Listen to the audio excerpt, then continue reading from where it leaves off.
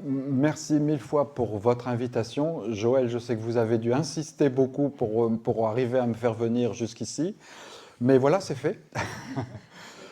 Et je suis très content d'être là. Très content de revenir à Quimper. Évidemment, j'y suis passé en tant que touriste et aussi un peu en tant que photographe, quelquefois. Je n'ai pas toujours dit. Mais non, je suis vraiment très très heureux. Et surtout maintenant, comme je le confie à quelques-uns dans les premiers rangs, d'être un tout petit peu plus breton par l'achat d'un petit bout de terrain récemment en Bretagne Nord. Donc, avec d'autres expériences qui arrivent dans ce sol et ce climat si particulier qui permet de cultiver vraiment beaucoup, beaucoup de choses. La diversité, on va le voir, c'est un des éléments clés des jardins réussis et des jardins résilients. Mais avant toute chose, et vraiment avant de commencer, je voudrais vous faire réciter un mantra que voilà, j'ai l'habitude d'égrener comme ça au début de chaque conférence et peut-être à la fin si tout le monde ne se sauve pas en courant. C'est que voilà, un jardin n'est jamais plein. Ça, il faut vraiment s'en persuader. Et ça, c'est la clé qui vraiment déboulonne, qui ouvre plein de portes et qui désinhibe complètement certains jardiniers. Donc on va le réciter tous ensemble.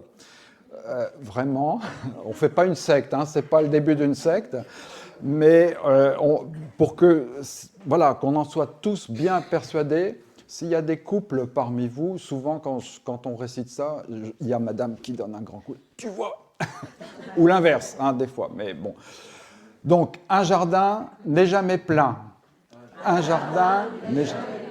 Allez, encore une fois, mieux que ça. Un jardin n'est jamais plein. Donc, on peut en ajouter tout le temps, tout le temps, tout le temps, et les empiler, les stratifier. C'est ce qu'on va faire. Comme vous le disiez tout à l'heure, mon modèle, c'est la nature. Et la nature, on peut dire qu'elle est réellement résiliente, même si en ce moment elle souffre, elle s'adapte.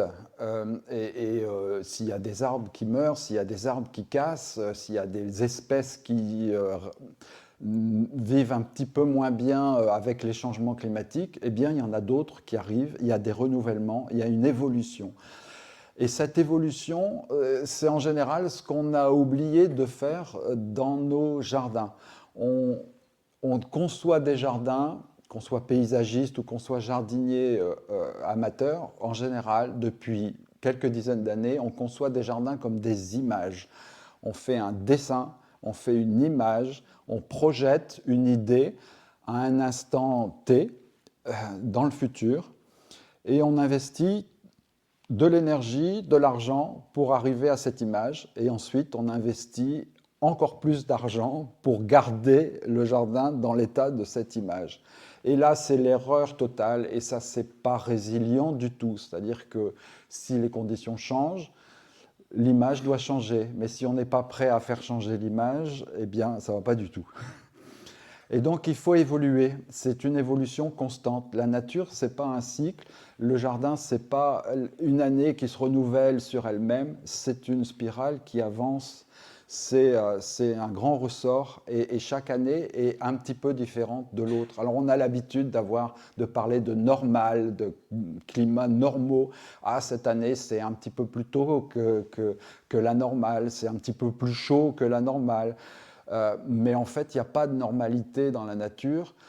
Et le gros problème aujourd'hui, c'est que non seulement il n'y a pas ou il n'y a plus de normalité, mais il y a plein d'excès. On passe d'un excès à l'autre. Donc il faut s'adapter.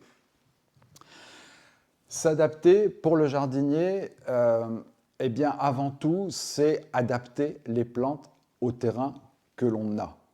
Ça paraît tout bête, dire, mais il n'a pas inventé le fil à couper le beurre, Villery, adapter les plantes à son terrain, c'est ce qu'on fait tous, plus ou moins.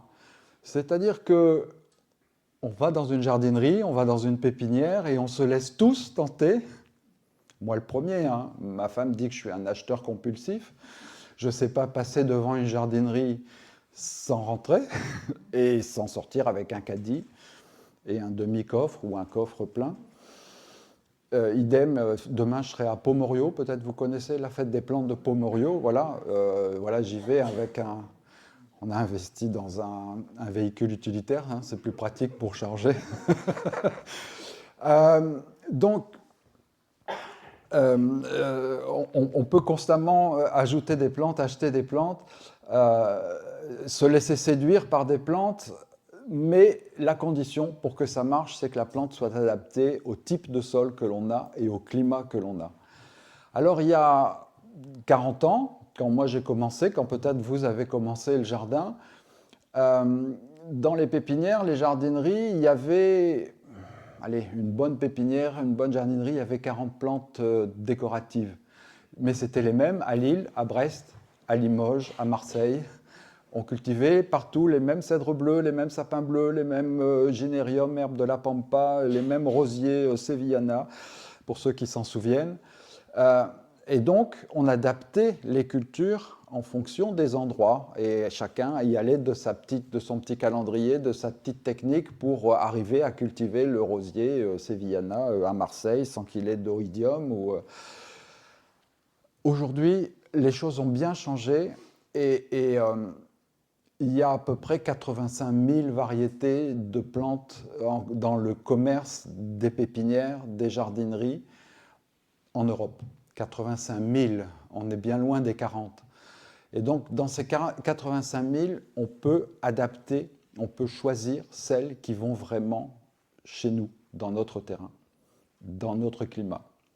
Et ça, c'est la clé de tout. Pour avoir un jardin résilient, il faut d'abord avoir des plantes qui sont adaptées à ça.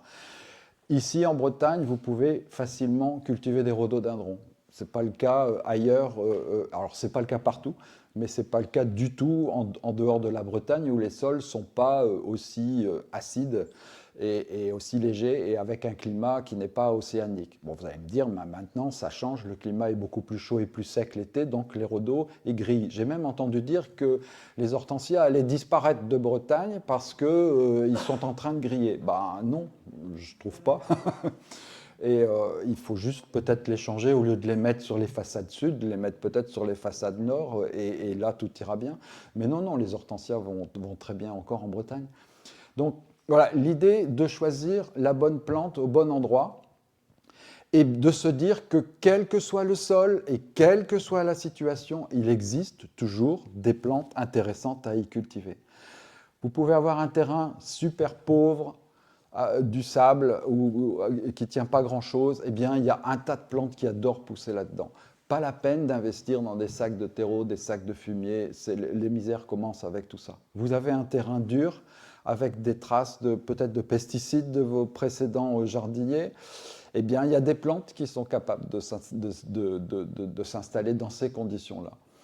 Euh, j'ai publié il y a quelques années un petit bouquin qui s'appelle Toutes les plantes pour toutes les envies et toutes les situations, qui permet justement d'aiguiller les choix de végétaux en fonction des situations que l'on a.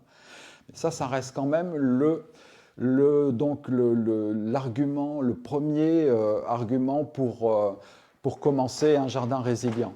On va voir ensuite une évolution dans nos techniques de jardinage. Et puis on terminera par une troisième partie qui sera vraiment sur le mélange des plantes, le plus intime possible, parce que pour moi c'est ça la clé des compositions et des jardins réussis, bien vivants, avec une multitude de végétaux qui se comportent comme dans la nature. Alors, je vais essayer de lancer voilà, la diapositive, en espérant que ça passe. Voilà. Je ne vais pas les commenter une à une. Hein. C'est 200 diapositives qui vont passer derrière moi et qui vous donnent une ambiance de mon jardin au fil de l'année. Mon jardin dans le Pas-de-Calais fait 2500 mètres carrés. Je l'entretiens, je le plante et je l'entretiens seul. Bon, ça passe pas. Peut-être là.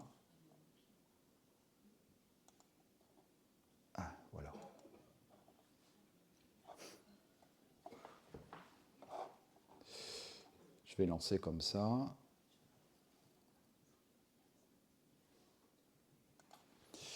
Voilà, on verra si ça passe. Sinon, j'aurai besoin d'un petit peu d'aide.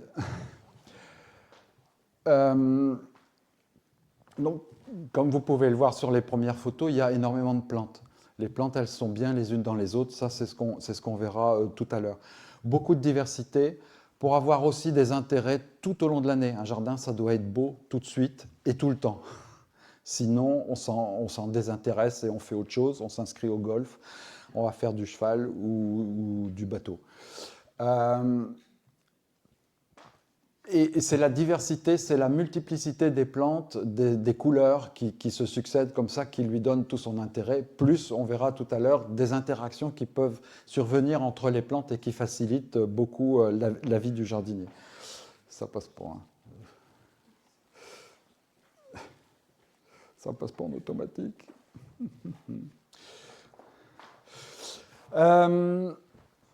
Donc, revenons sur cette idée de chaque plante au bon endroit, un endroit pour chaque plante.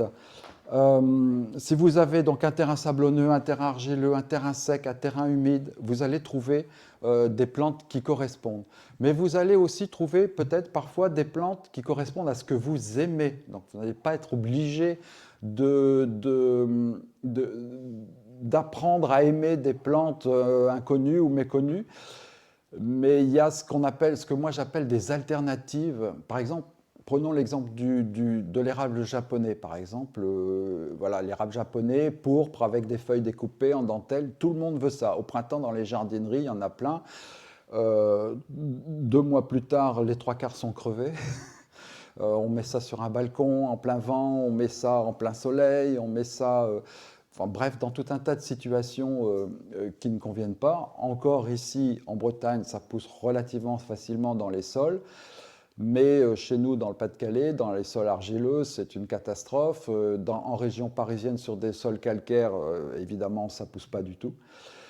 Mais l'érable japonais, on aime ça, pas forcément parce que c'est un érable japonais, mais parce que c'est un joli feuillage pourpre découpé en dentelle.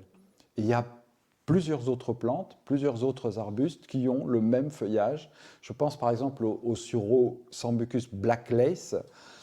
Il a une feuille en dentelle et au Vestérival, je m'étais amusé d'ailleurs à planter. Il y avait une grande collection d'érables japonais et j'avais mis des sureaux parmi les érables japonais. Et personne ne les voyait en fait. Tout le monde pensait que c'était des érables. Donc c'est vraiment des plantes qui ont un look d'érable, mais qui sont bien plus faciles à cultiver. Donc cette alternative, cette possibilité d'alternative, on la retrouve à la fois sur des plantes qui poussent au soleil, par exemple, et à l'ombre. Si vous avez envie d'un feuillage argenté à l'ombre, eh ben, on va pas mettre une oreille d'ours, par exemple, mais on va mettre une pulmonaire argentée. Ça fait le même look, ça a le même effet, mais l'un est adapté à une situation et pas l'autre. Donc voilà, on peut, dès qu'on commence à explorer le monde des plantes, trouver des plantes intéressantes, des effets que l'on aime ou que l'on recherche pour différents endroits. Donc, dans le bouquin, il y a 10 chapitres là-dessus au départ sur comment déterminer, et par rapport à ce qui pousse, c'est ça qui est intéressant, les plantes indigènes, les plantes spontanées qui se développent toutes seules sur le terrain, elles vous indiquent, elles vous disent comment est le terrain, quelle est sa nature, est-ce qu'il sèche, est-ce qu'il ne sèche pas, est-ce qu'il est fertile, est-ce qu'il n'est pas fertile. Les plantes vous disent tout. Il suffit de déterminer quelle est la plante qui pousse le plus. Et puis, vous pouvez savoir très rapidement, très facilement, quelle est la nature du terrain et donc quelles sont les plantes que vous pouvez y adapter. J'ai endormi tout le monde. Ou ça cogite, ou... voilà. Est-ce qu'il y a des plantes que vous avez ratées complètement, qui n'ont jamais voulu pousser chez vous, par exemple? N'hésitez pas, hein, les échecs, c'est très formateur. Hein. Moi, j'ai un petit pommier d'amour, là. J'ai jamais réussi à les garder. Alors, un petit pommier d'amour, vous appelez... Les rouges, là. Oui, mais c'est un pommier, un malus ou bien une plante d'intérieur, pommier d'amour? Je pense que c'est plus l'intérieur. Ah, voilà. Mais chez Donc, ma voisine, ça pousse tellement bien, voilà. elle a peut-être une situation un tout petit peu plus protégée que chez vous. Quelquefois, il suffit de pas grand-chose, un microclimat.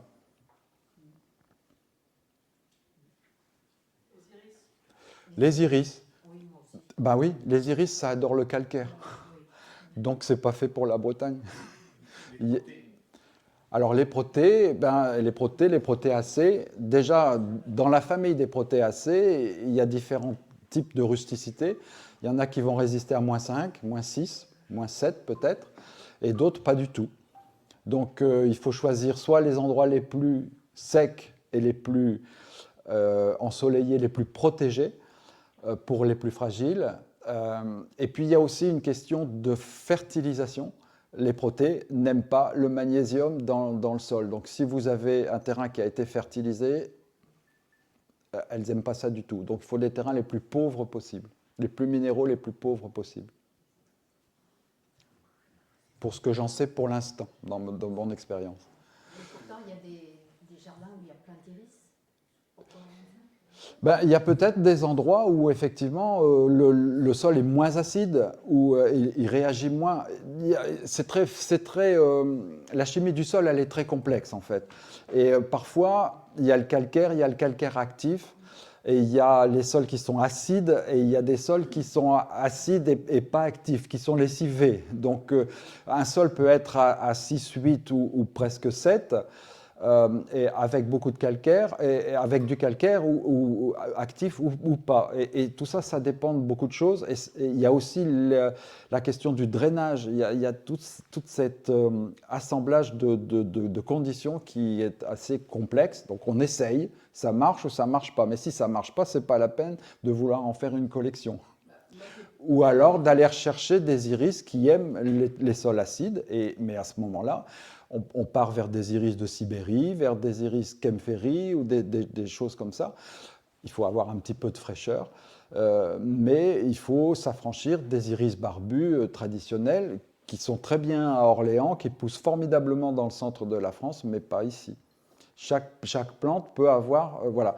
Et parfois des espèces, des genres comme les iris, justement, ont des quantités d'espèces différentes qui sont adaptées à des situations très différentes. Des iris, il y en a qui redoutent l'excès d'eau, qui redoutent la moindre goutte d'eau, et il y en a d'autres qui vont vivre les pieds dans l'eau en permanence quand ce n'est pas à 20 cm de profondeur.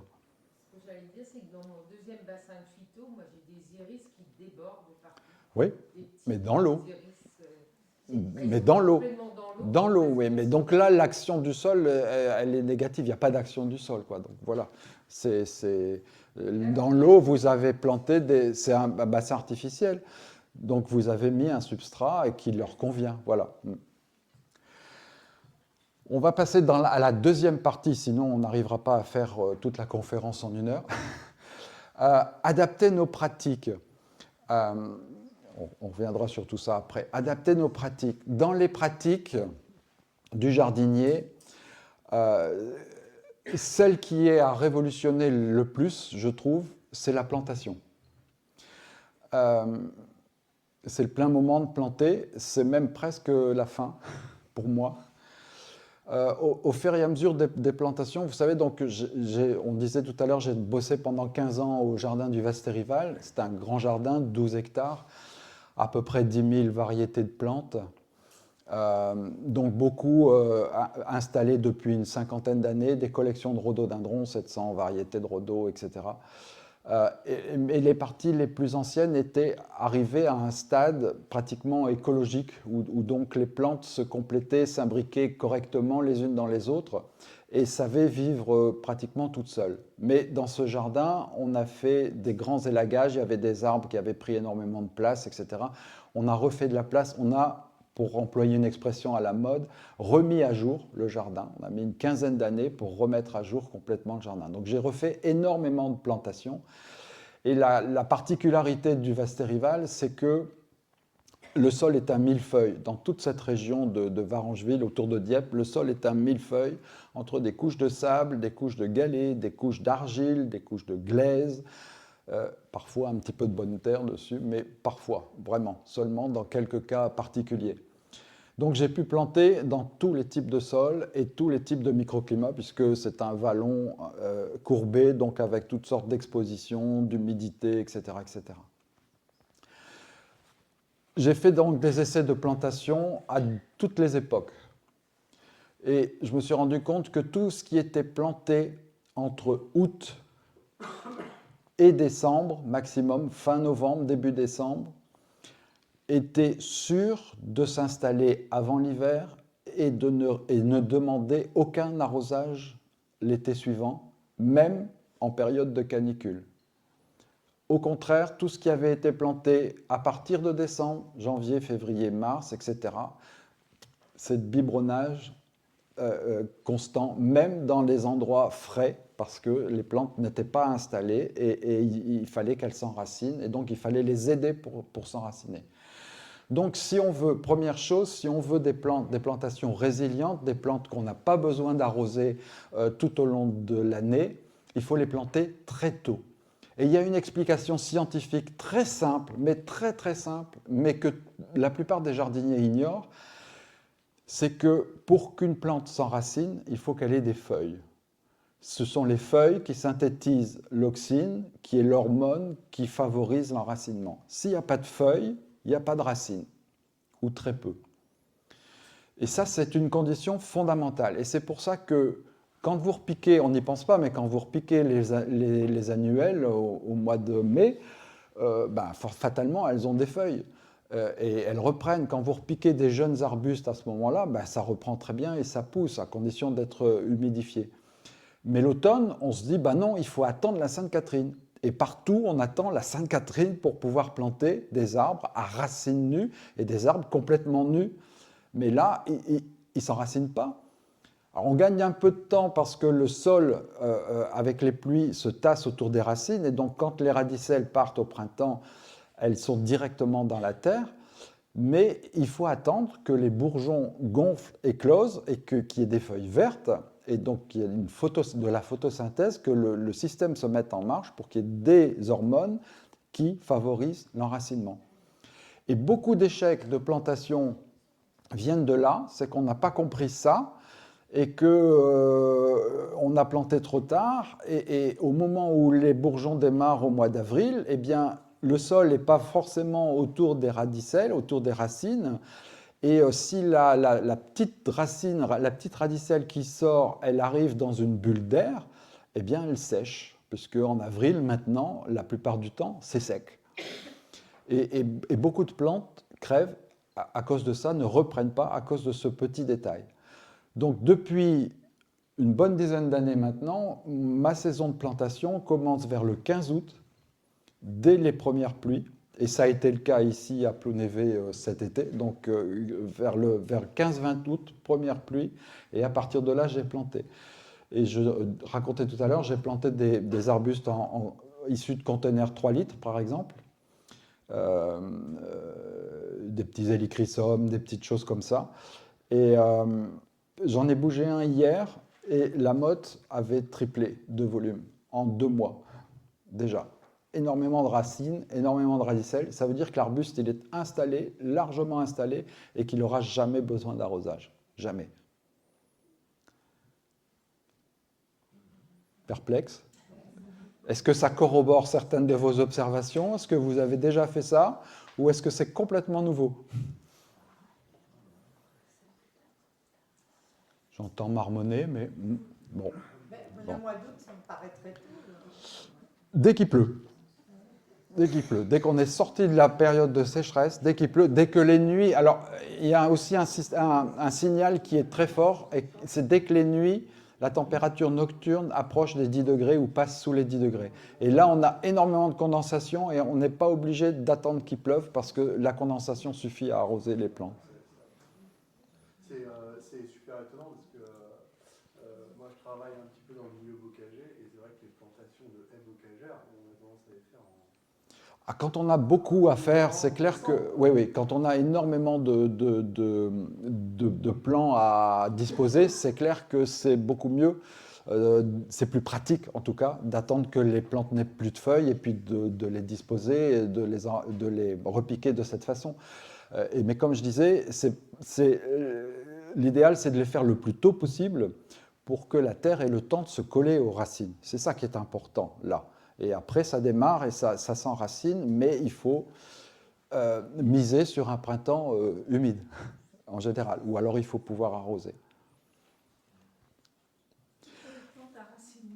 Oui, pour les plantes à racines nues, donc les arbres fruitiers et autres, exactement la même chose que ce que je viens de dire, c'est-à-dire que c'est un mal pour un bien, c'est-à-dire que ça facilite la transplantation, c'est beaucoup plus simple, mais l'arbre, il faut le mettre le plus tôt possible pour que la terre se mette bien autour des racines. C'est ça qui est important dans le geste de plantation, c'est bien faire pénétrer la terre dans les racines.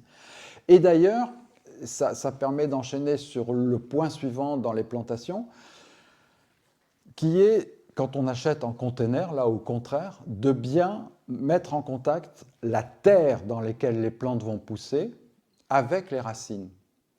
C'est-à-dire qu'il faut éliminer tout le substrat du pot. Il faut mettre les racines, passez-moi l'expression, à poil. Il faut tout enlever. Franchement, il faut tout enlever. Parce que tout ce qui reste de ce milieu tourbeux, même si c'est des écorces de pin, ça finit par faire une espèce de tourbe et une espèce d'éponge. L'éponge, c'est bien tant qu'il y a de l'eau, mais dès que la plante sèche, si elle n'arrive pas à sortir et à s'installer dans le sol suffisamment vite, dès qu'il commence à faire sec pendant 15 jours, 3 semaines, 4 semaines, ou du vent desséchant, la plante va puiser les réserves qui sont dans la motte du substrat, du pot, et puis ça va sécher plus vite que le sol, et comme ça va être plus sec, et comme c'est moins dense que le sol, plus léger, l'eau ne va pas entrer dedans. Vous avez beau arroser autour, l'eau ne va pas entrer. Donc il faut vraiment enlever tout le substrat et faire pénétrer la terre dans laquelle la plante va pousser. Ce n'est pas la peine de mettre du terreau, c'est complètement inutile, ça n'enrichit que les gens qui en vendent. Parce que le terreau, dans la nature, regardez dans les bois comment ça se passe, il n'y a pas de terreau, il y a un compost en surface, mais c'est enfoui juste par les animaux, par les vers de terre, par toutes les bestioles. De temps en temps, un sanglier, on m'a dit qu'il y en avait beaucoup.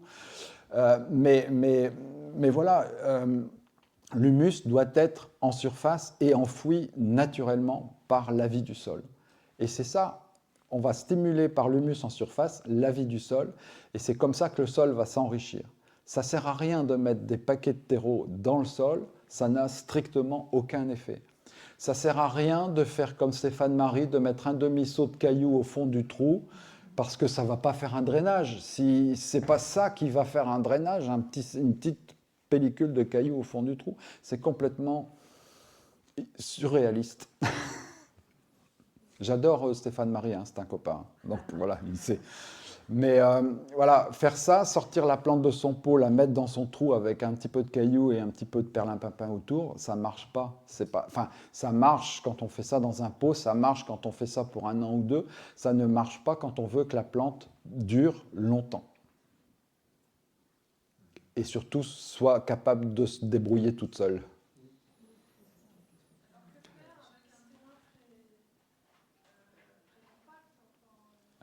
Alors, il y a des plantes qui sont adaptées au terrain très compact. Quand vous voyez terrain très compact, vous pensez pissenlit. Vous pensez plantain.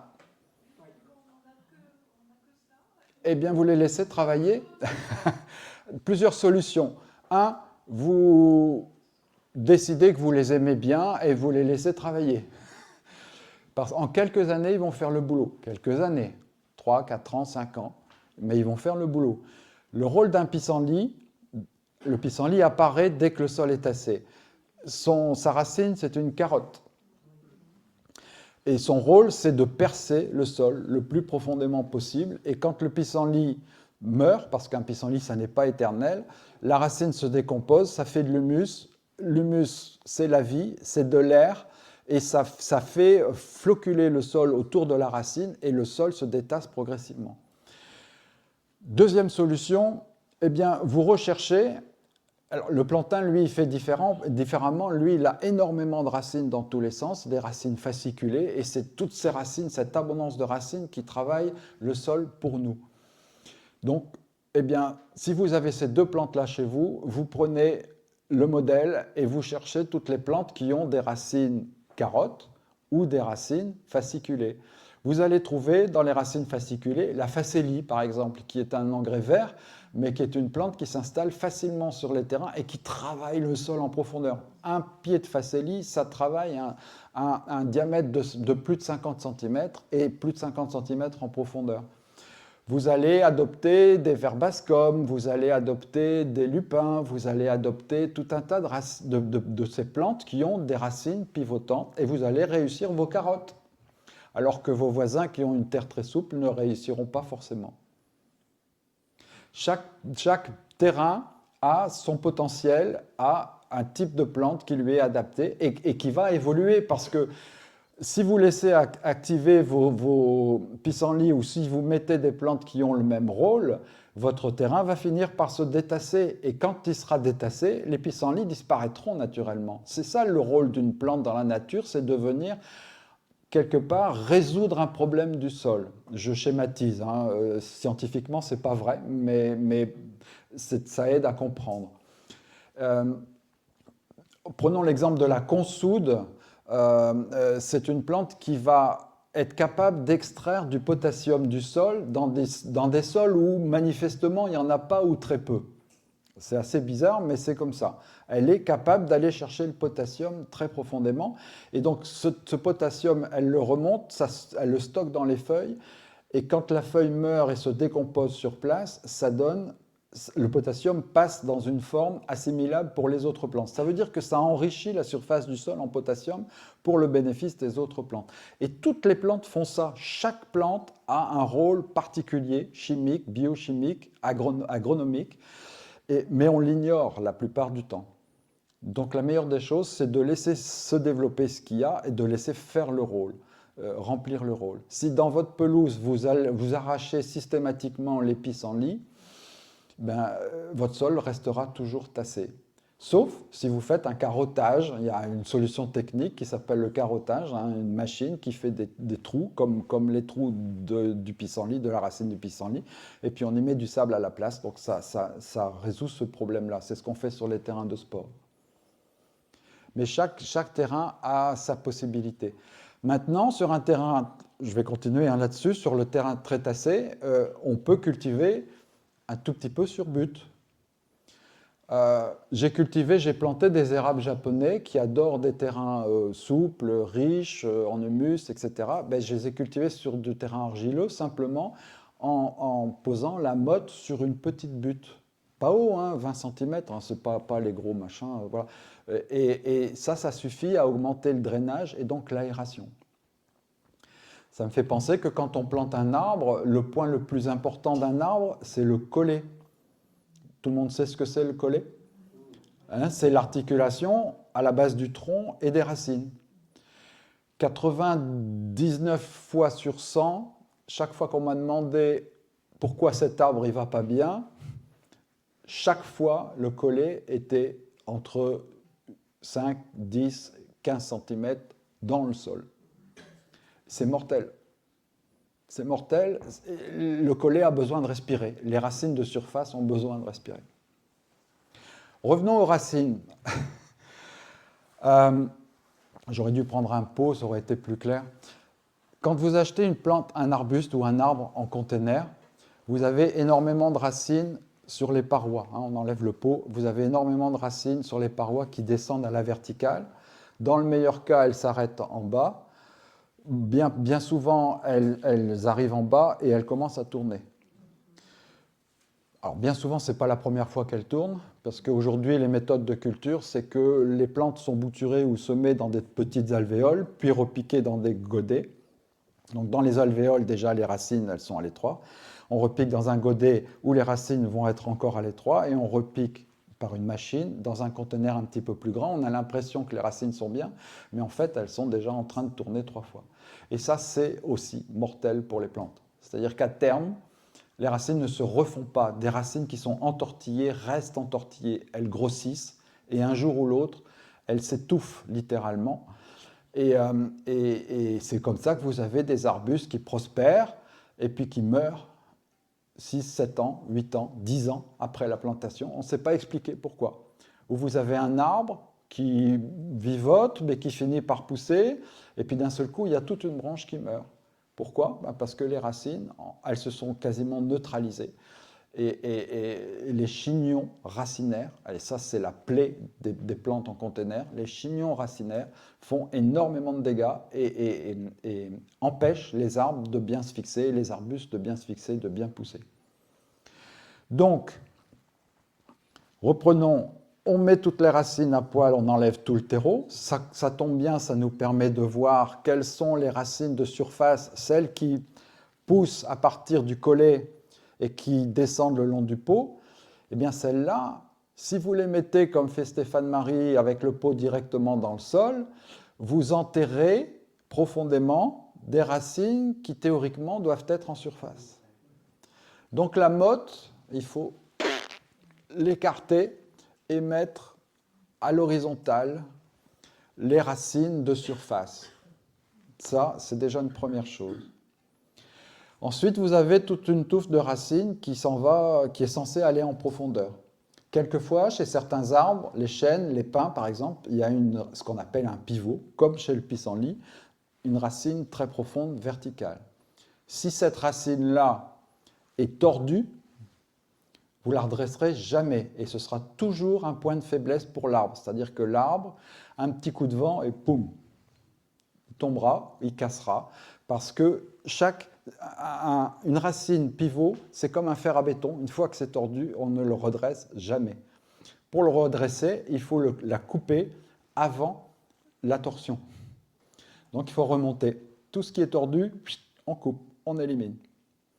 Et puis tant qu'on y est, tout ce qui doit aller en profondeur, finalement, c'est des racines qui doivent accrocher l'arbre et l'arbuste au sol. C'est des racines qui doivent pousser elles-mêmes dans le sol. Donc, mettre ces racines-là en touffe, comme ça dans la terre, même si on remet bien le sol dedans, ça n'a pas grand sens et ça n'accroche pas les arbres. On coupe. On garde les racines de surface et toutes les racines qui sont censées aller en profondeur, on les coupe près de leur base, 1 cm, 1 ou 2 cm maximum de leur base. On les coupe. Alors oui, l'arbuste, on le repique avec des feuilles, le jeune arbre, l'arbuste, il va faire la gueule un petit peu. Vous allez le poser, du coup, ce n'est pas la peine de faire des grands trous non plus. Moi, la princesse Greta Sturza m'avait appris à faire des trous d'1 mètre cube. Le premier trou que j'ai fait, j'ai mis une demi-journée. Et puis, il fallait rajouter du fumier, du compost, etc. Tout ça, c'est inutile. 20 ans après, on a vu ces arbres plantés qui ont poussé trop vite, qui sont tombés parce que les trous sont devenus des réserves à eau et donc les racines ont pourri, etc., etc., etc. Il faut que l'arbre s'installe lui-même dans le sol dans lequel il va pousser. Pas de terreau, pas d'engrais, pas d'amendement, rien. S'il est adapté, sélectionné pour ce type de sol, il doit savoir pousser tout seul. Et il doit produire ses propres racines. C'est pour ça que c'est important de le repiquer avec des feuilles, parce que s'il y a des feuilles, il va s'enraciner tout de suite. Et croyez-moi, si vous coupez une racine qui fait même 5 mm de diamètre au mois d'août, et que vous la placez en contact avec le sol tout de suite, dans les 10 jours qui viennent, vous avez un faisceau de radicelles. En 15 jours, il est accroché dans le sol, vous pouvez tirer dessus, l'arbre y tient. Essayez. Si vous êtes incrédule, si vous dites Villery, il raconte que des... essayez, franchement, essayez, vous allez voir. C'est phénoménal. Moi, j'ai découvert ça en regardant les glands tomber. Au Vastérival, on avait eu cet épisode où justement des arbres, des magnolias magnifiques que la princesse avait fait planter avec des trous énormes, avec du fumier, etc., qui avaient atteint des diamètres, des troncs avec des diamètres de 15-20 cm, magnifiques. Dans les tempêtes elle est décédée en 2009, donc 2010, 2011, 2012, beaucoup sont tombés à cause du pourrissement des racines, à cause de tout cet humus qui est mis dans le sol, qui a encouragé le pourrissement, et l'eau aussi qui a évidemment accéléré ce problème. Donc planter au-dessus, quand j'ai vu tomber ces arbres, je me suis dit mais comment il faut faire? Et c'est là que j'ai vu les chênes les glands tombaient. Je dis, mais c'est ça en fait la leçon, c'est que on regarde les chênes qui ont poussé spontanément. Jamais personne n'a fait des grands trous pour ces chênes-là. Peut-être un sanglier encore, mais jamais personne n'a fait un grand trou. Et le gland, il germe dès qu'il tombe au mois de septembre. Et puis très vite, il y a des feuilles qui le recouvrent, et donc la racine, elle travaille. Et finalement, maintenant, là, on est fin octobre, presque début novembre.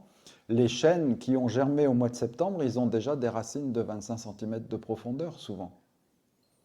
Et ils vont encore aller plus profond pendant l'hiver, parce que moins 25, ici, ça les met à l'abri de toute gelée, donc ils vont continuer à pousser en profondeur. Et au printemps, ils auront des racines à moins 40, quand ils vont seulement commencer à sortir une petite pousse qui va faire 10 cm la première année.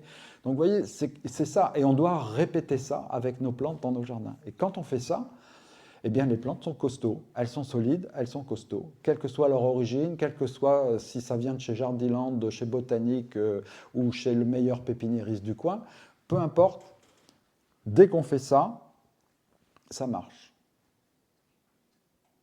Essayez. Si ça ne marche pas, vous direz à votre époux, votre épouse, bah, c'est Villery qui l'a dit, de toute façon, voilà. Ça vous laisse perplexe quand même.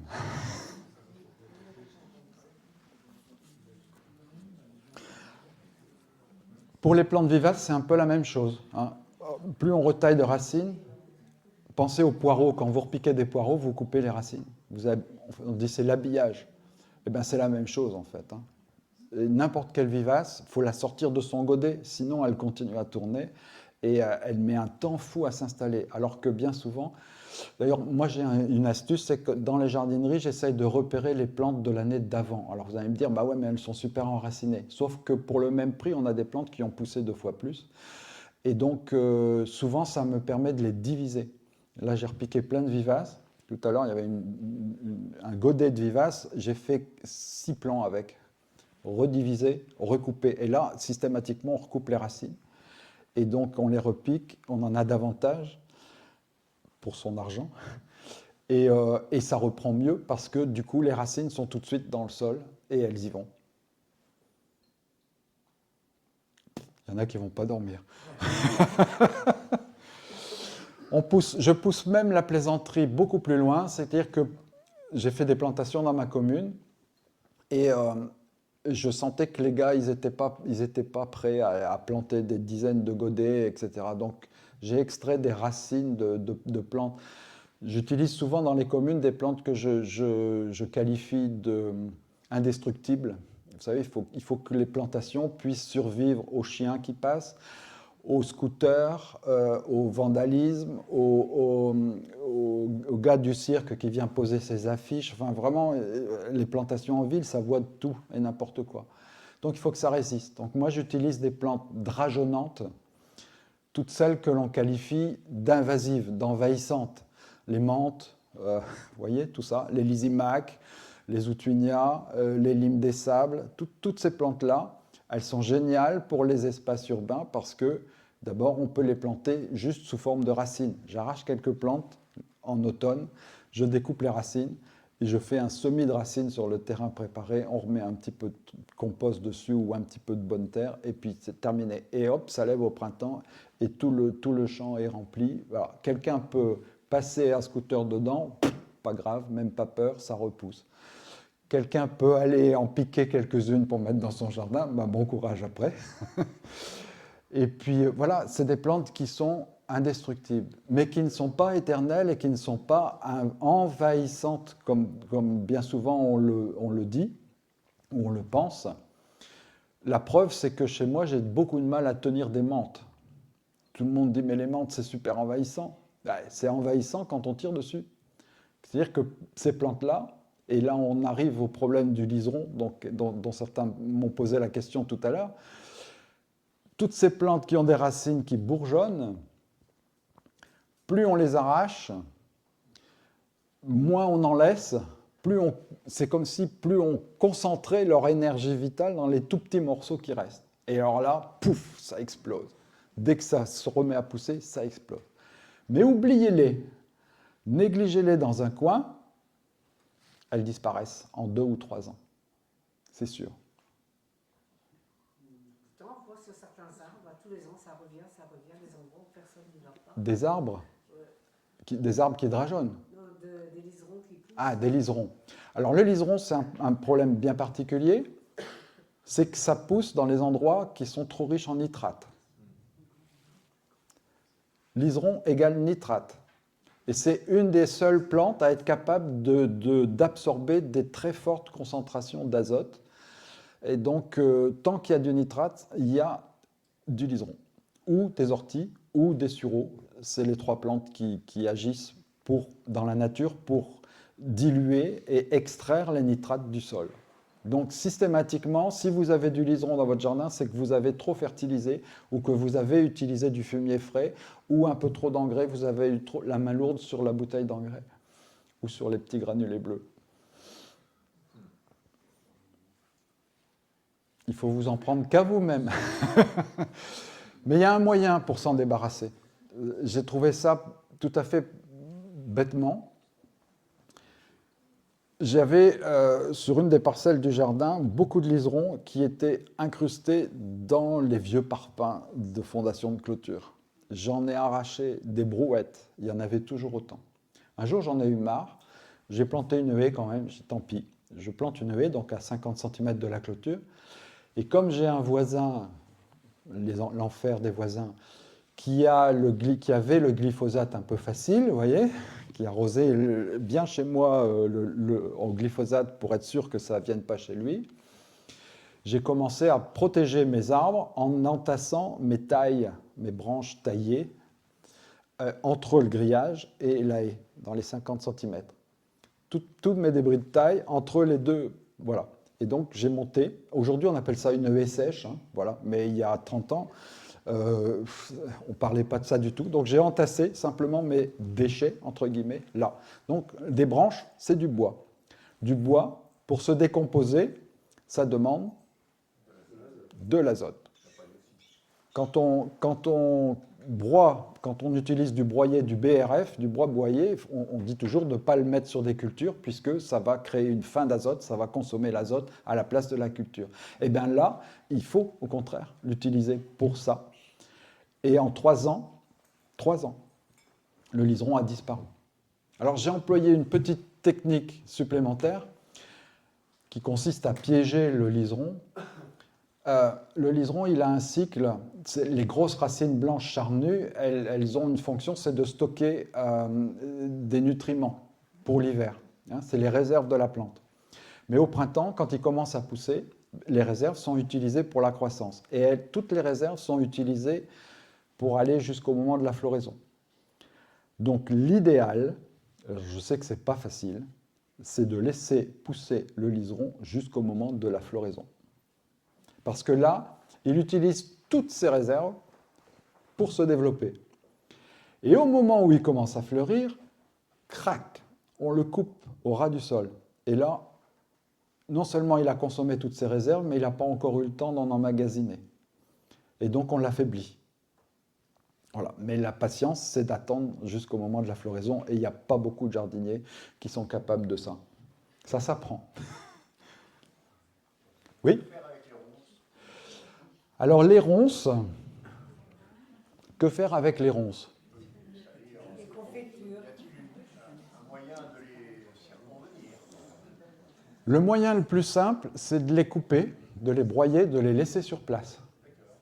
Quelle que soit la mauvaise herbe, le problème, la plante qui vous embête, le meilleur moyen de s'en débarrasser, quand c'est une plante spontanée, c'est toujours de laisser sur place ce que la plante a produit. Les alarmes se déclenchent.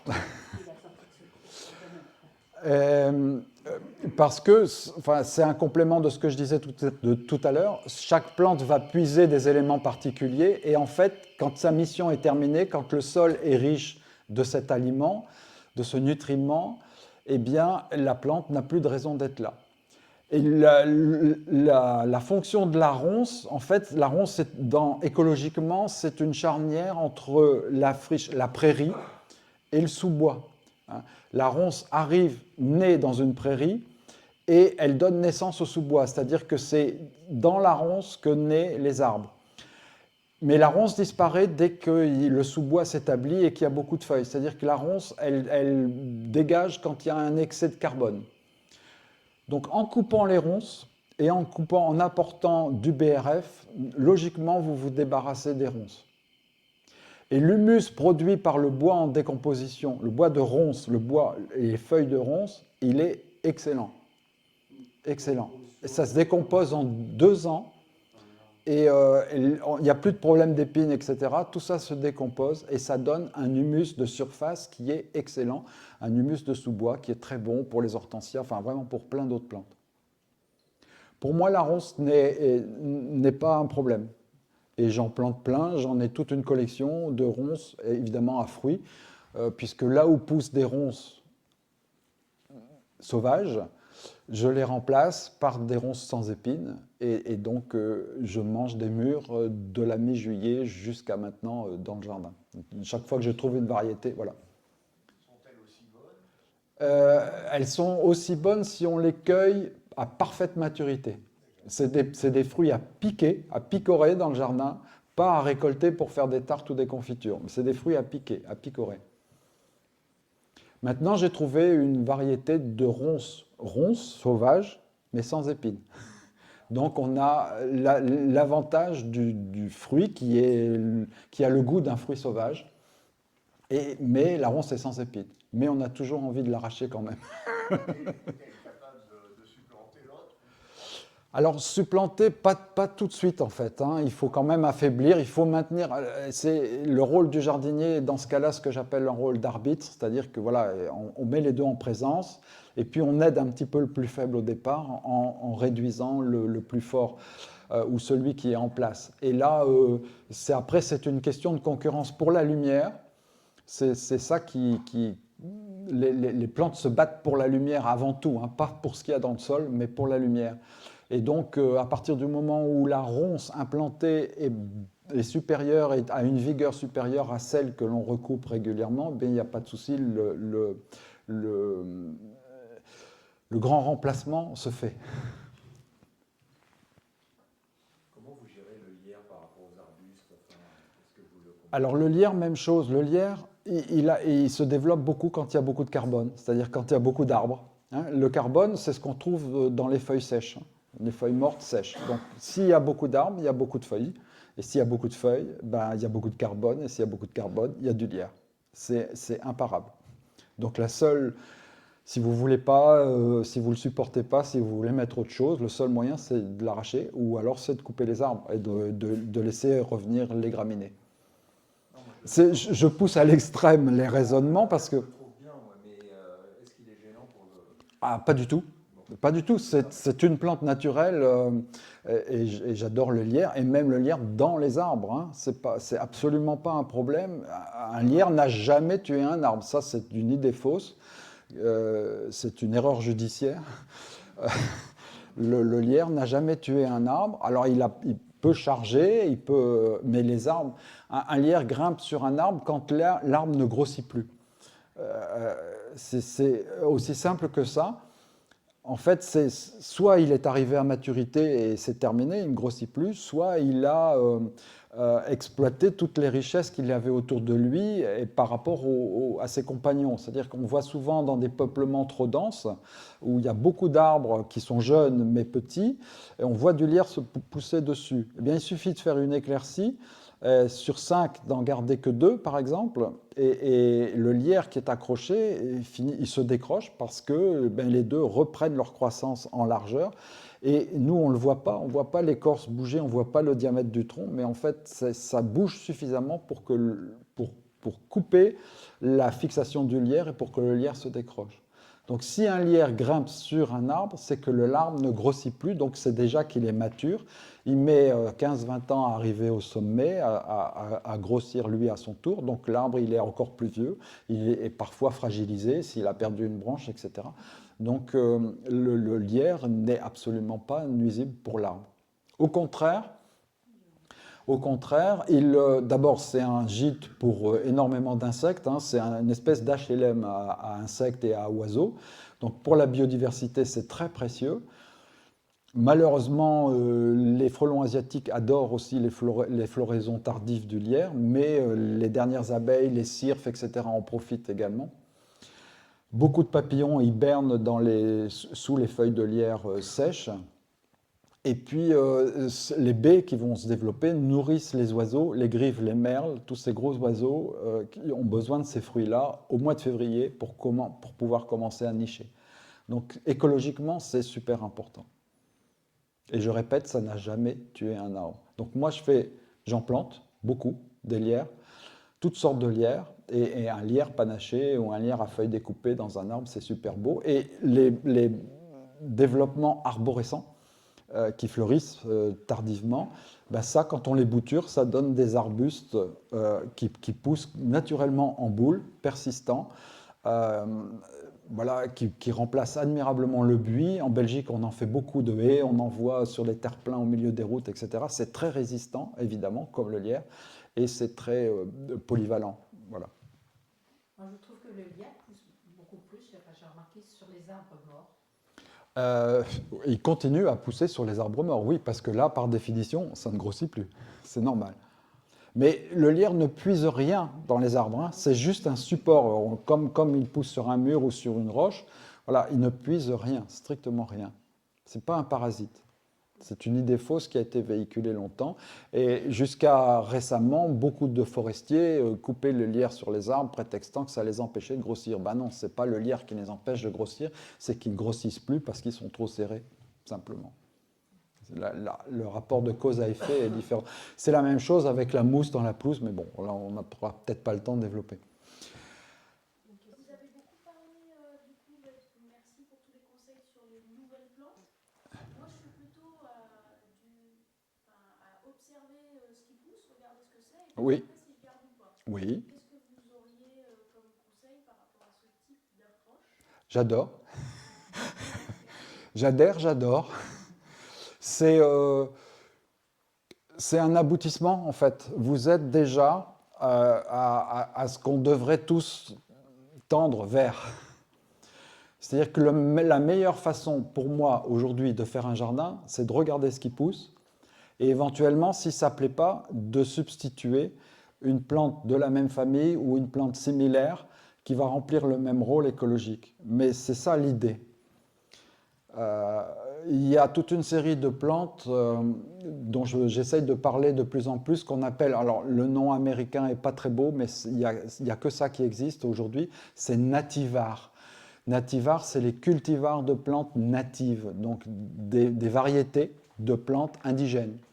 Pensez à l'aubépine à fleurs rouges, par exemple, ou comme tout à l'heure au sureau à feuilles pourpres et découpées. Si on ne vous dit pas que c'est un sureau, si on vous laisse l'étiquette Sambucus et que vous êtes novice au jardin, vous l'achetez comme n'importe quel arbre rare. Or, c'est un sureau. Et quand on réalise que c'est un sureau, beaucoup de gens disent « Ah, bah non, j'en veux pas. » Ben non, c'est très bien parce que ça pousse bien chez nous. Donc aujourd'hui, on a cette capacité aussi d'avoir énormément de variétés de plantes sauvages qui peuvent venir dans nos jardins remplacer des plantes sauvages banales. Prenons par exemple les ficaires. Vous connaissez les ficaires? Tout le monde connaît les ficaires? Donc les petites fleurs jaunes au printemps avec des feuilles rondes, un peu comme du cresson. D'ailleurs, ça se mange, hein, mais il ne faut pas en manger trop, ça donne les hémorroïdes. Les ficaires, en Belgique, en Angleterre, il y a des collectionneurs de ficaires comme il y a des collectionneurs de galanthus, de personnages. Il y a des dizaines et des dizaines de variétés. J'en ai une variété à fleurs blanches, elle est aussi belle qu'une anémone blanda. Et d'ailleurs, l'anémone blanda ne pousse pas dans les sols humides, mais la ficaire, oui, adore. Donc ça me remplace, vous voyez, ça me donne une grande marguerite blanche au mois de février-mars, très tôt, dans les endroits humides où l'anémone blanda ne peut pas pousser. J'ai des renoncules à feuillage doré, des renoncules rampantes que tout le monde arrache, ben, moi je les cultive. L'aégopodion, qui est une mauvaise herbe pestilentielle pour beaucoup, eh bien en variété panachée, c'est superbe et personne ne pense que c'est une mauvaise herbe. Je vais jusqu'à cultiver des orties à feuillage doré.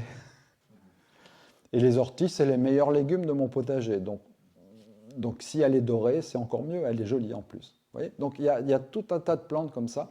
Les sureaux, vous pouvez décliner 15 variétés de sureaux au moins différents. Les aubépines, même chose.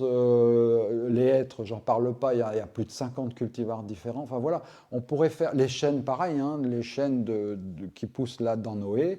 On peut les décliner à feuillage doré, à feuillage marginé blanc, marginé jaune, pulvérulentum, marbré, fastigié, fastigié vert, fastigié pourpre, fastigié jaune. Enfin voilà, il y a des dizaines et des dizaines de cultivars qui poussent aussi bien chez nous que les plantes sauvages, mais qui sont, pour les jardiniers, plus jolies, entre guillemets. Après, c'est une question de goût.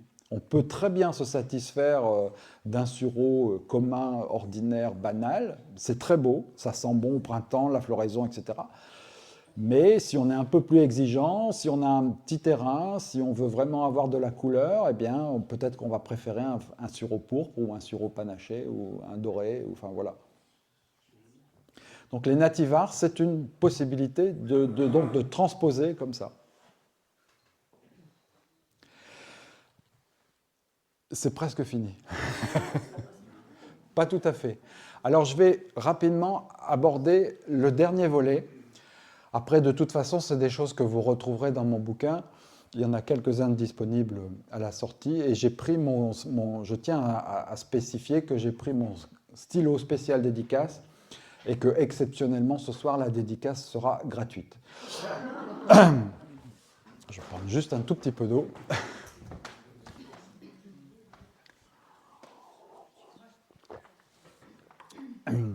Et je vais en profiter pour aborder, vous voyez, un joli pommier, pour aborder le dernier volet qui me tient à cœur, qui est le mélange des plantes. Dans la plupart de nos jardins, alors que c'est assez différent par rapport à tout ce que vous avez vu défiler derrière moi, dans la plupart de nos jardins, je compare la plupart de nos jardins à des collections de timbres, ou des visites de musées, c'est-à-dire que chaque plante est bien sagement à sa place.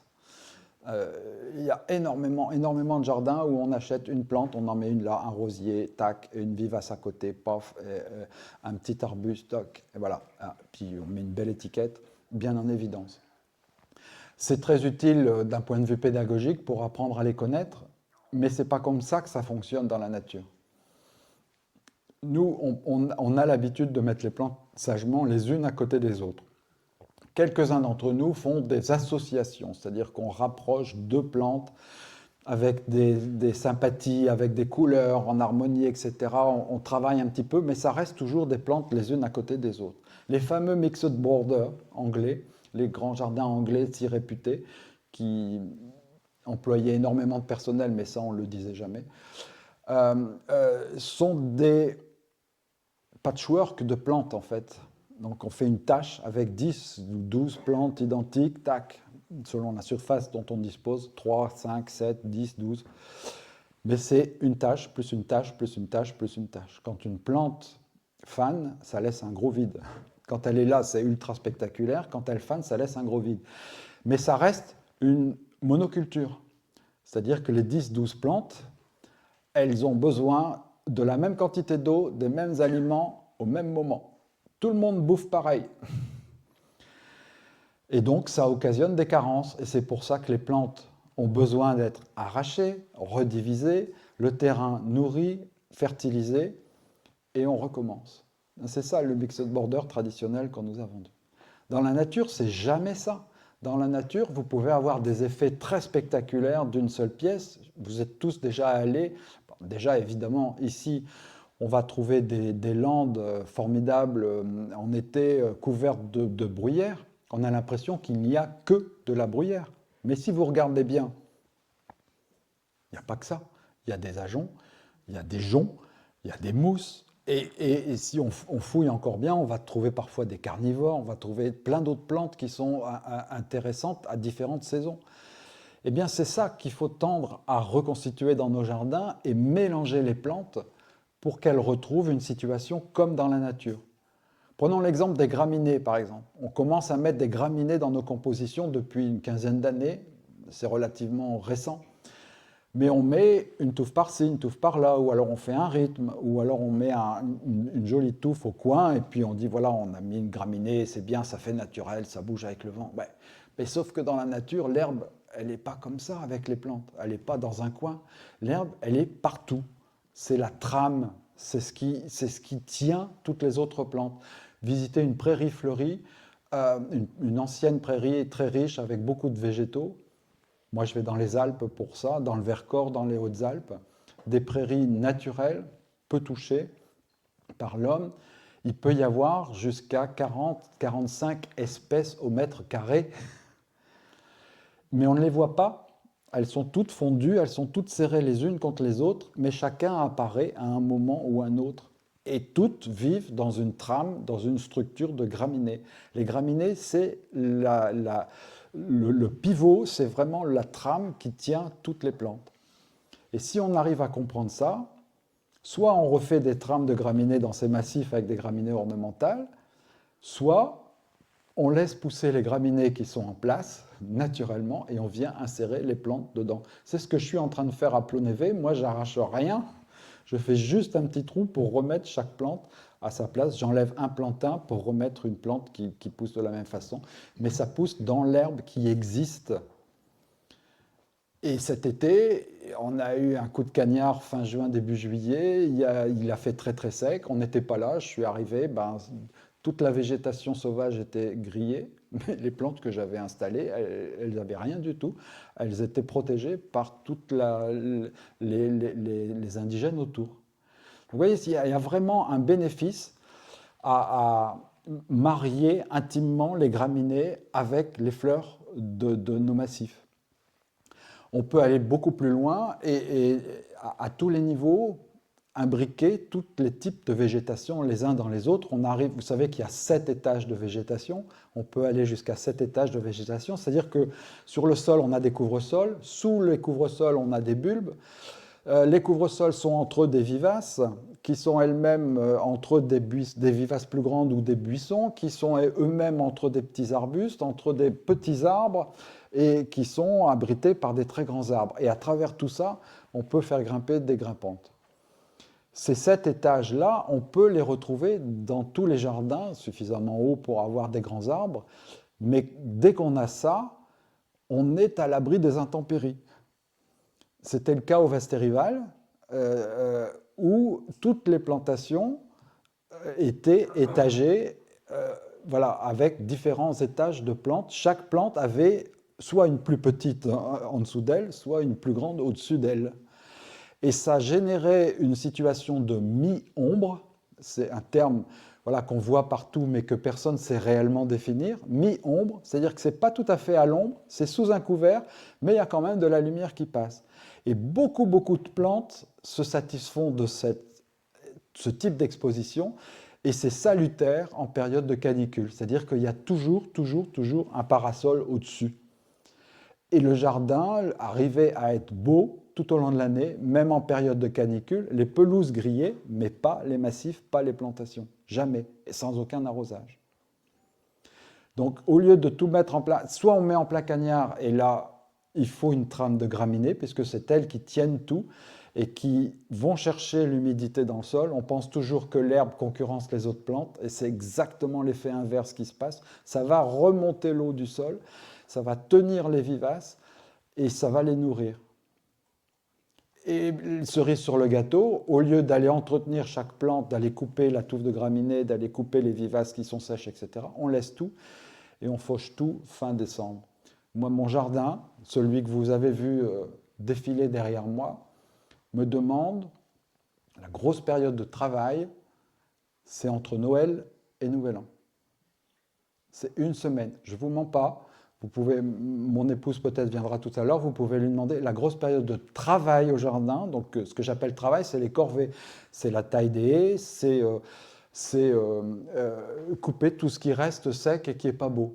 C'est une semaine entre Noël et Nouvel An. C'est une époque charnière parce qu'à ce moment-là, il n'y a quasiment plus rien dans les massifs, que des tiges sèches. Et là, il suffit de les couper en petits morceaux, de les laisser tomber, ça fait un mulch et ça redémarre. Vers le 15 janvier, il y a crocus et personnages qui redémarrent et après le cycle est reparti. Donc systématiquement, il y a toujours quelque chose qui vient, qui fleurit, exactement comme dans la nature. Et le jardin finit par être comme ce que j'aime voir dans la nature, c'est-à-dire, voilà, on tond une allée, on tond un passage, et de part et d'autre, ça se développe tout seul. Tout seul. Et ça, bah, c'est parce que je suis un acheteur compulsif et que systématiquement, j'achète et j'oublie que j'ai déjà mis quelque chose et je remets quelque chose à la place. Et ça, c'est pas grave du tout parce que les plantes, elles savent très bien se superposer.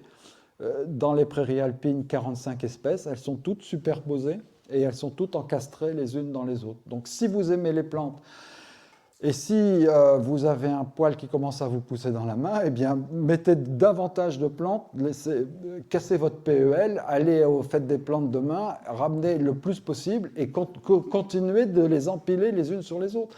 Il n'y a pas de raison pour que ça ne marche pas. Alors là, j'en ai perdu les 3/4. Oui. Ça veut dire que quand vous faites un massif, vous ne le paillez pas? Alors, je peux pailler au départ. On a paillé, dernièrement, on a fait des plantations dans mon village. Le terrain était prêt début mai. Le maire voulait planter tout de suite.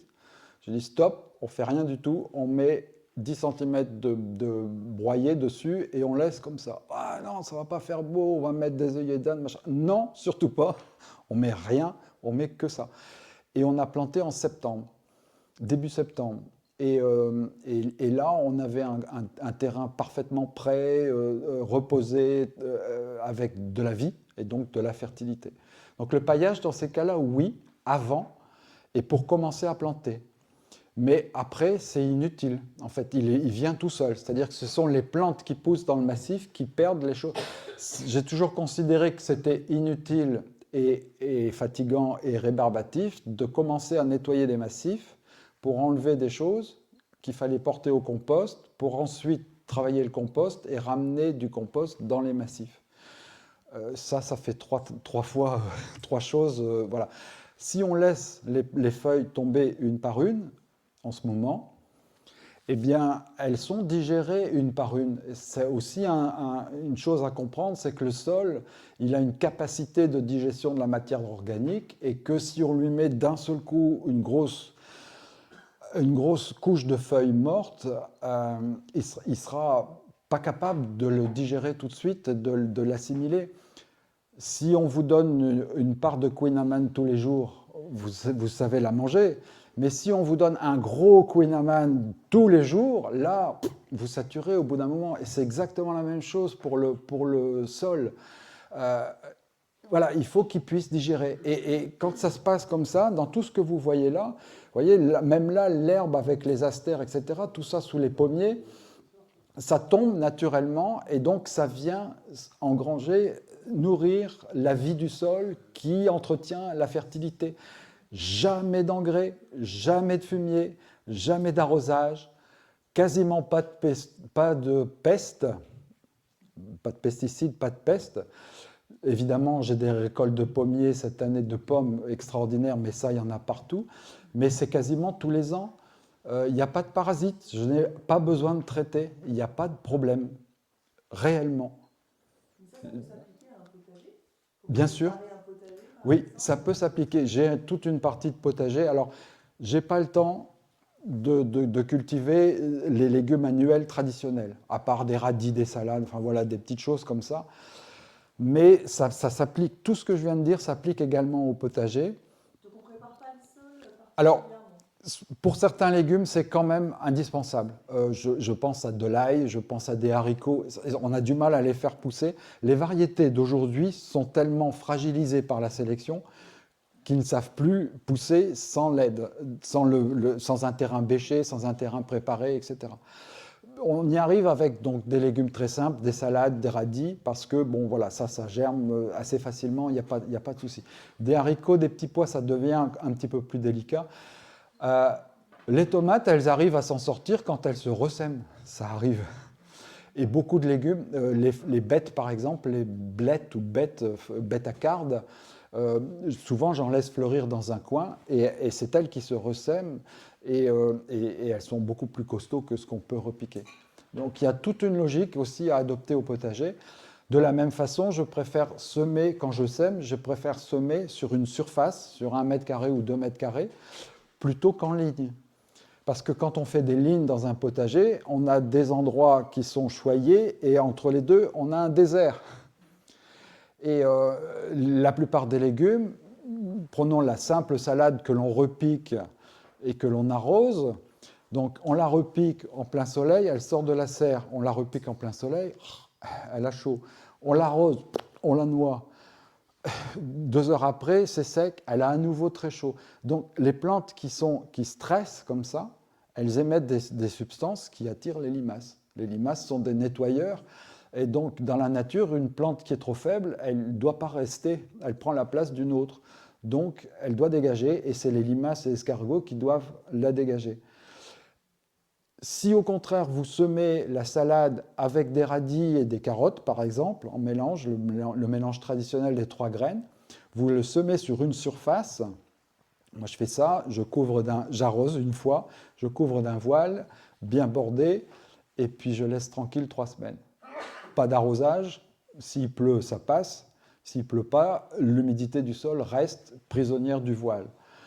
Et là, on a des conditions stables, une levée rapide des radis qui couvre le sol et qui crée des conditions stables pour les salades qui mettent un peu plus de temps à germer et pour les carottes qui mettent encore plus de temps à germer. Au bout de 3 semaines, on enlève le voile, on commence à récolter les radis et donc on fait de la place pour les salades qu'on laisse grossir un tout petit peu. Souvent, c'est des salades à couper, donc ça va mieux. On ne les laisse pas paumer.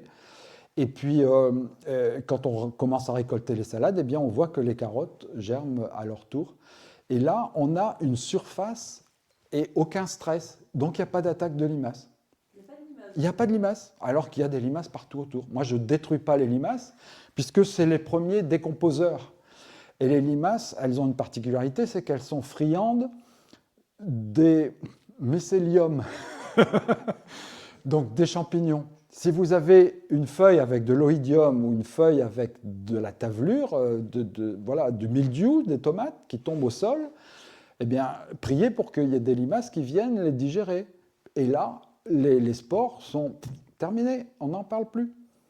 Plus il y a de feuilles au sol, plus il y a de matière organique, plus il y a de vie, moins il y a de problèmes, plus se crée un équilibre. Alors on ne sait pas trop comment ça se fait, on ne sait pas dire ouais, l'origan il va attirer plus ça, il va faire ci, la mélisse ça va être autre chose. On ne sait pas vraiment, on connaît quelques brides mais on ne sait pas vraiment comment ça se passe. Donc la seule arme du jardinier, la seule façon de faire, c'est d'en mettre le plus possible. Un jardin n'est jamais plein.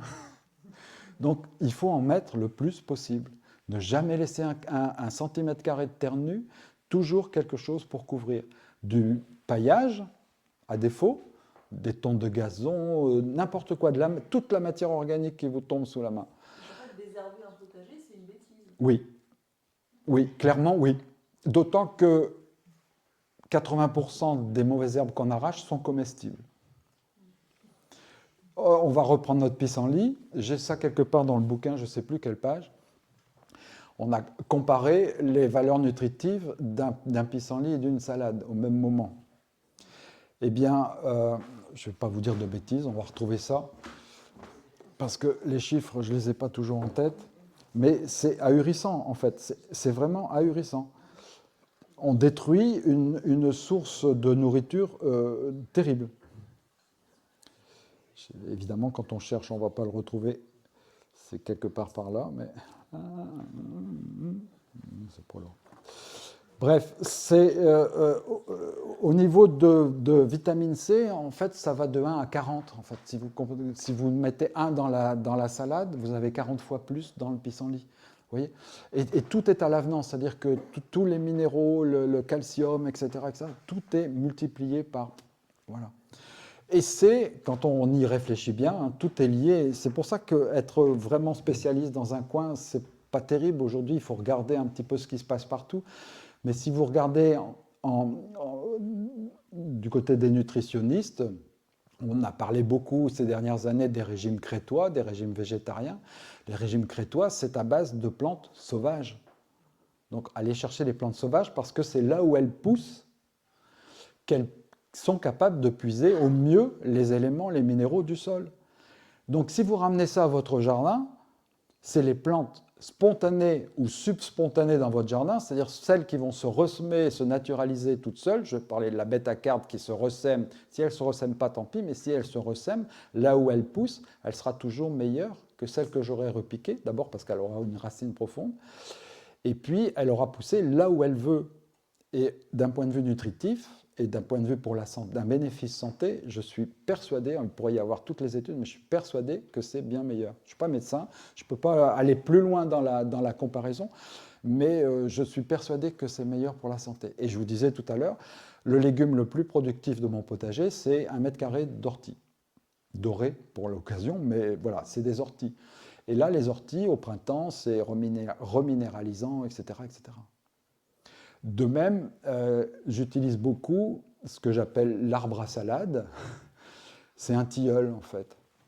Les tilleuls sont comestibles. La jeune feuille de tilleul a la même saveur qu'une feuille de salade, une feuille de laitue. Noisetier aussi, en théorie, bouleau et hêtre également, autrefois dans les campagnes, mais ça se mangeait, mais en même temps, ça a gardé un goût d'ersatz, de moments de famine, et donc pas une bonne image. Il y a beaucoup de plantes dans le jardin sauvage qui se mangent. Exactement, exactement. Et donc le tilleul en question, ceux qui auront le bouquin le retrouveront, c'est une variété qui s'appelle Winter Orange. C'est un tilleul cordé, Tilia cordata, donc un nativar, mais avec un bois, une écorce orange fluo, comme le cornouiller. Donc ce tilleul, si on le laisse pousser, ça devient un grand arbre et on perd la beauté du bois. Donc moi je l'ai tétarisé, coupé à 1,50 m tous les ans. Il me fait énormément, d'abord ça me permet de le contrôler, de réduire sa croissance, son développement, mais il me fait énormément de jeunes pousses au printemps qu'on mange en salade ou dans les sandwichs. Et là, ça vient d'un arbre, donc avec des racines très profondes, qui va chercher des minéraux que ma pauvre laitue de fin d'hiver est incapable d'aller chercher. Et donc ça, c'est hyper nutritif et hyper minéralisant. Puis après, je laisse pousser et ça me donne un bouquet de branches oranges qui va égayer un point focal dans le jardin tout au long de l'hiver. Et fin février, début mars, je recoupe toutes les branches au zéro, je refais mon tétard et c'est parti. Le tétard, c'est une façon de gérer les arbres dans un jardin qui est décriée aujourd'hui, mais qui en fait est très simple et qui permet d'avoir beaucoup d'espèces à feuillage décoratif ou comestible, parce que plus on les coupe, plus on les renouvelle, plus les branches sont belles et plus les feuilles sont belles. Je crois que je vais vous laisser là-dessus, parce qu'on a atteint largement le temps imparti. Merci énormément pour toutes vos questions. J'espère, enfin, je vois à vos têtes que ça cogite déjà pas mal. Il y a quelques incrédules encore. Moi, je ne fais que reporter des observations, des conclusions et des observations issues de l'expérience. Je ne suis pas là pour vous endoctriner. Je ne suis pas là, malgré le slogan, pour créer une nouvelle secte. Mais j'ai l'intime conviction qu'en fait, on trouve son bonheur, comme on le disait tout à l'heure, dans son jardin. Le jardin, c'est le paradis, on forme son paradis, même si autour, les voisins, c'est l'enfer. Il n'y a aucune raison pour que ce soit contraint, compliqué, surtout quand on prend de l'âge. Il faut au contraire que ça se simplifie et qu'on y trouve un maximum de plaisir, des couleurs, des odeurs, des saveurs, tout au long de l'année, en faisant le moins possible. Et ça, c'est tout à fait possible de le faire. Alors, mon bouquin, ou quelques autres, celui-là, c'est le 40e, donc il y en a encore quelques-uns avant. Et puis j'en ai 2 ou 3 en préparation, mais peut-être que je viendrai vous refaire une conférence pour leur sortie. Merci en tout cas beaucoup pour toute votre attention et vos questions.